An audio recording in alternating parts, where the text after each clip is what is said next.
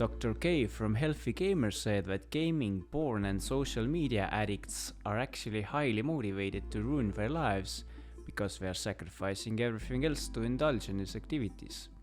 If you didn't have the motivation to fuck up your life, you wouldn't do it, right? Like, you really have to look at yourself and realize that you don't lack motivation. It's just pointed in the wrong direction. You're very motivated. This person is highly, highly motivated.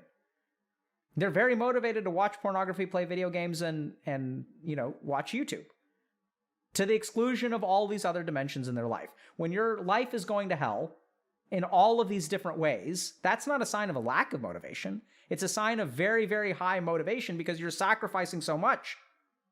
Is it not healthy? Sure. It's not healthy. No one's saying it's healthy, but let's be honest with ourselves about where our motivation is actually pointed. Yep, that's an interesting perspective that I actually agree with if you simply think of motivation as dopamine in our brain.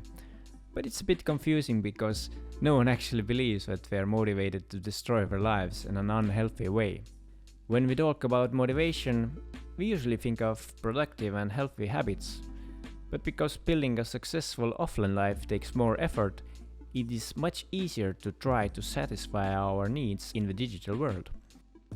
In a click of a button, we seem to find connection, purpose, challenge, and growth. But it just doesn't cut it. We experience pleasure, but lack true fulfillment. Our relationships, finances, passions, and bodies break down, and we feel empty inside. But we don't really want these things to happen. Our intentions are good. We all deserve to feel awesome and have fun. But it comes with a price, and it's very difficult to take control and find balance when we are inside the digital matrix. Our mind might even feed ourselves nonsense to keep us trapped. We become out of touch with our souls, like Dr. K implied. If you're in that situation, like what you're giving up, the trade that you make is the exact opposite, right? It's like having fulfillment and being proud of yourself and all that kind of stuff, like maybe having a healthy relationship. But you're going to give up like all the benefits of the dopaminergic crap. So you're not going to have fun. You're going to be bored at times. It's going to be hard. You're going to feel negative things. You're going to feel good things too. So you have to kind of choose between like the brain and the soul. Because if you want to choose the brain, then you're going to get constant stimulation. It'll be like sort of fun. But then you'll be raging at your teammates and feeling empty on the inside. And you can play video games as much as you want to fill up that emptiness. You can watch his pornography as much as you want to do away with the feeling of loneliness and lack of companionship.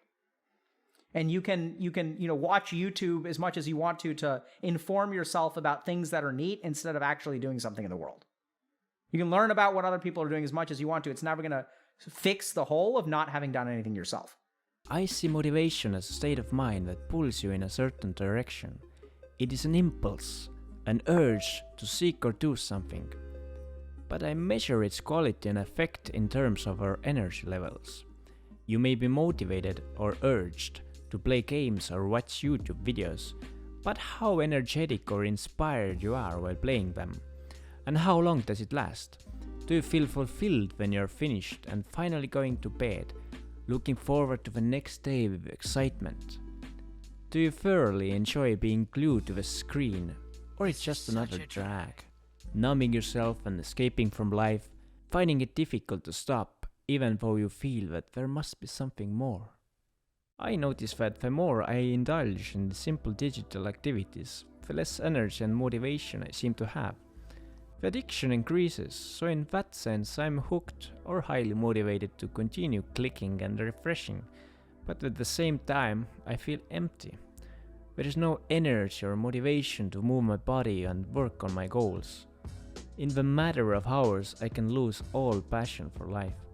And unfortunately, that's the state of mind that activates the urge to indulge even more. So we need to be aware of it and stop the train before it takes off. Or initiate an emergency shutdown and go on a detox. Dr. K also claims that life will always suck more than online activities, and you'll never get rid of pain or sacrifice that comes with true health and productivity.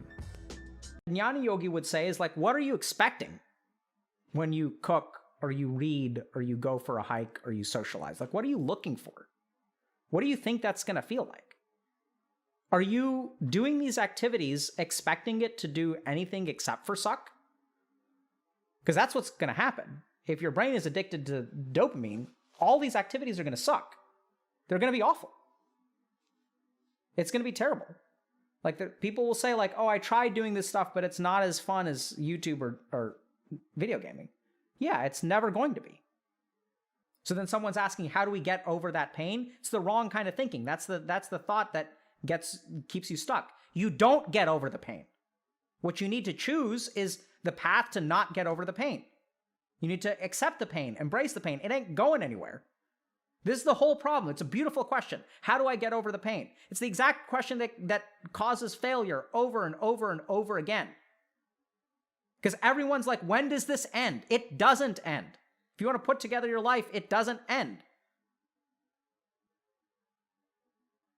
If you're waiting for the pain to stop, if you're waiting for like a book to be as exciting as playing the Lost Ark beta, not going to happen. Maybe happened with Harry Potter Book 4.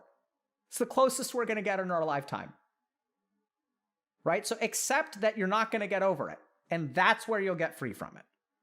Another true statement when we look at the level of dopamine as the primary indicator of enjoyment and the reality of goal achievement. But it sounds a bit demotivating. It must be added that you can have very high levels of dopamine during your real life activities as well. Experience the fun and the effortlessness as if you were playing a game, once you design it so. And most importantly, you can feel connected to your physical body, which automatically means you will feel more alive. When you're truly satisfied, your heart is full of joy and peace.